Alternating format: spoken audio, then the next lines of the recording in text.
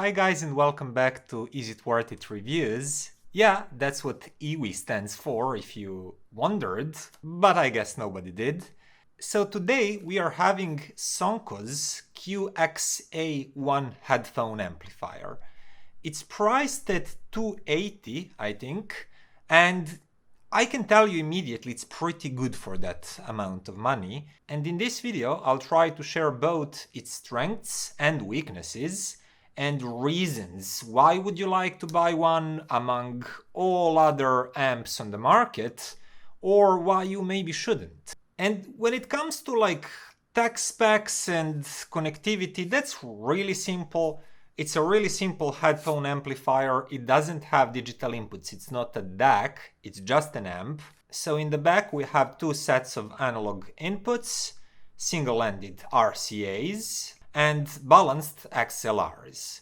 And there is also single-ended RCA output. It's pre-out, basically pre-amp output with variable volume control. But of course, the main feature in the front, single-ended output 6.35 millimeters and balanced output in form of XLR.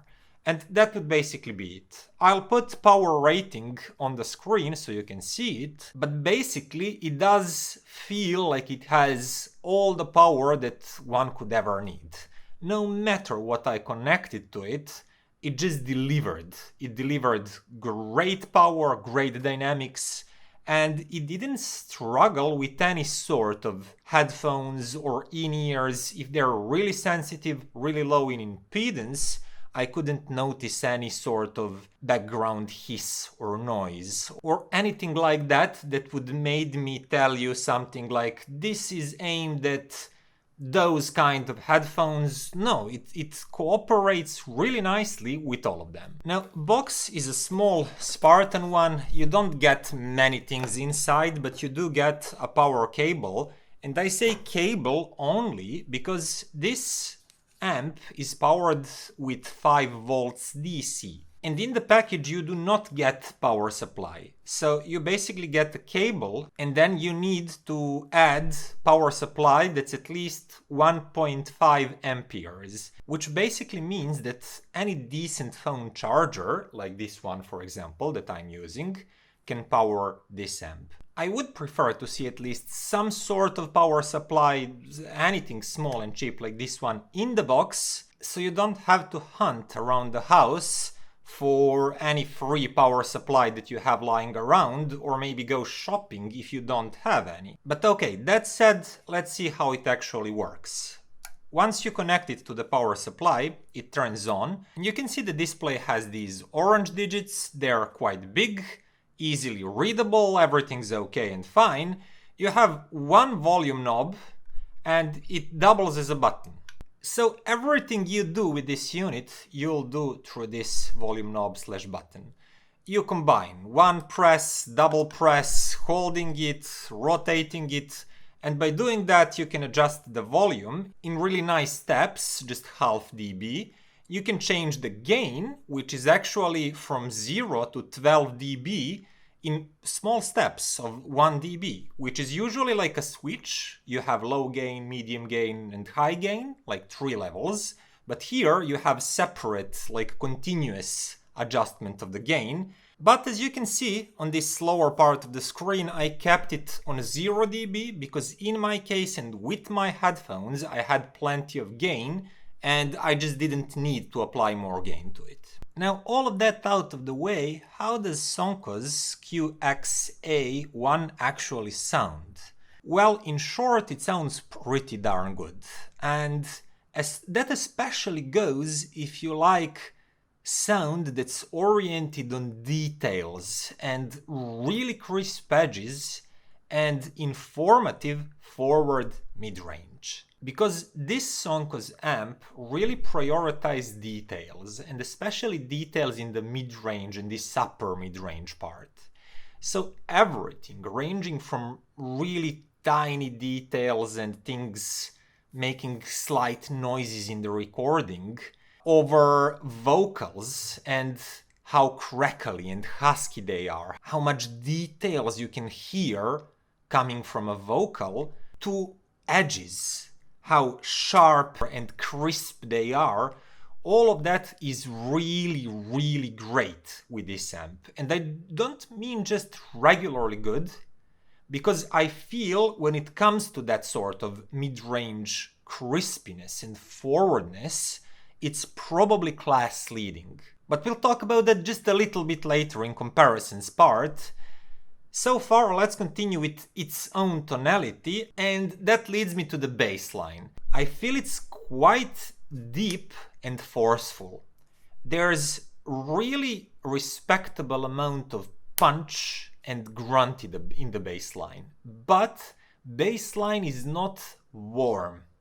So don't mistake depth and punch with that sort of warm and big lush sounding bass line, because that's not the same. With Soncoz, you'll never feel that you're missing depth, kick, control, and just overall level is not depleted in any way, but it's not emphasized either. It's just a really strong, authoritative bass line. It's this mid-bass part, and I believe lower mid-range part, where Soncoz feels really tidy and clear. And there is no sense of any added warmth and lushness in that part of the spectrum. It's like as solid-state sounding as solid-state amps go. And for some of you that will be great, because that means precision, control, crisp tones, crisp edges. But if you like something a little bit more romantic and warm and lush, this amp is probably not going to do that. It's not that kind of amp. And mid-range, as I mentioned, is really forward. It's open, it's highly detailed, and I feel that I hear everything that happened in the recording.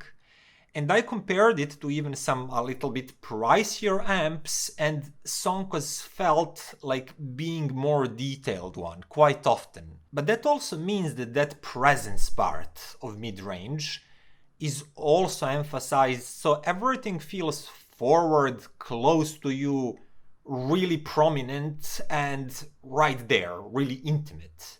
If you again like something a little bit more echoey, things like that, I don't know, sweet sounding, this is not that kind of amp. But if you look for the cleanest, clearest, crispest possible sound for this price or near it, I think this is one of the best head amps that you can find.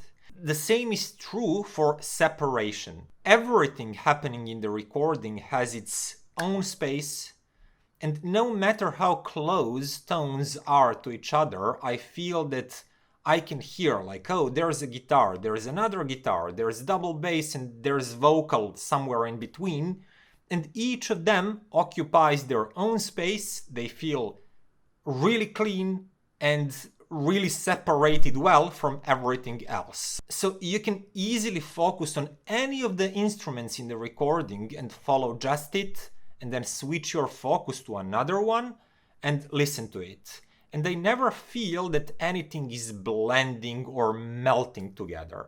So I suppose also if you're maybe doing some sort of mixing and mastering and editing, this could be quite good revealing piece of gear that will help you with your work, to hear everything that you have done, to just hear everything in the mix that's happening. And last part that I wanted to mention is dynamics, and that's quite great. This is lively sounding, punchy sounding, forward sounding amp. And I never felt that I lack energy, because it doesn't.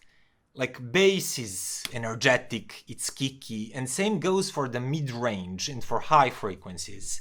Like anything that you can imagine. Drums, plucks, energetic electronic notes, everything has a lot of energy. It's like electric sounding, and they quite like that. But let's move to comparisons now. And by the way, if you like these videos, then please like, subscribe, comment, that really helps the channel. So comparisons. First, I quickly compared it to some cheaper head amps. I had Topping A30 at hands, but also SMSL SH6. And both of these are quite great amps under $200 US. But L30 just sounded more flat. It's more tonally flat and it's more dynamically flat. It's quite neutral sounding, but it just does not have the same kick and energy and liveliness that this Soncoz does. And at the same time, this Soncoz separates instruments better, it layers better. So I quickly finished that comparison and moved to SMSL SH6, which I really like, because that's a warm, lush sounding amp. Very dynamic too. And in terms of dynamics, it was quite equal to Soncoz. In terms of just bass, kick and grunt, it was too. But if we are talking about overall clarity and crispiness of transients, edges and textures, Soncoz, you can clearly hear, is more revealing. And again, it separates, it layers a bit better than SMSL. I think some of you still might prefer SH6 because of its warmer and fuller presentation, but given that you are using a good deck as a source, most of you should easily notice that Soncoz is more resolving one and that it just layers better. And that finally led me to my long-time favorite, Topping A30 Pro. And this one is a little bit pricier at $350. I've been using this one myself in my own headphone system and I quite like it. So these two, that was finally a really decent competition. A30 Pro is a mighty good amp. And it's firm, it has grunt, it has power, and it's also a little bit warmer sounding in the bass section and slightly darker in this mid-range, upper mid-range part, which actually makes it very cozy listen. It's almost a little bit laid back as far as solid state head amps go. And you could definitely hear that comparing them directly. Topping A30 Pro is more laid back in the mid-range. It feels a little bit more spacious, just a touch more spacious, because it has more of that bass line and mid-bass emphasis. So you have that feeling that notes are echoing a little bit longer in the space around you, but it's not by much. It's really not by much. Soncoz, however, feels more revealing when it comes to the mid-range, details and overall textures of tones, as well as just edges, transients. Those feel a little bit more forward, closer to you and easier to notice, easier just to observe. Both, in terms of dynamics, are quite similar. I do think that A30 Pro is a little bit more dynamic when it comes to like big dynamic swings, but it's not by much.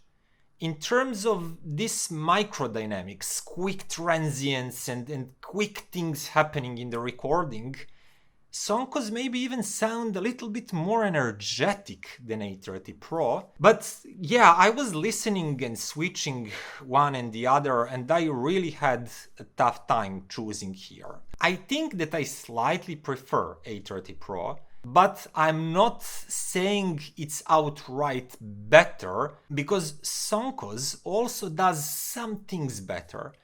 And this is where you have to choose. Would you like this more cozier, slightly bassier, fuller presentation of Topping A30 Pro, with also slightly more laid back upper frequencies?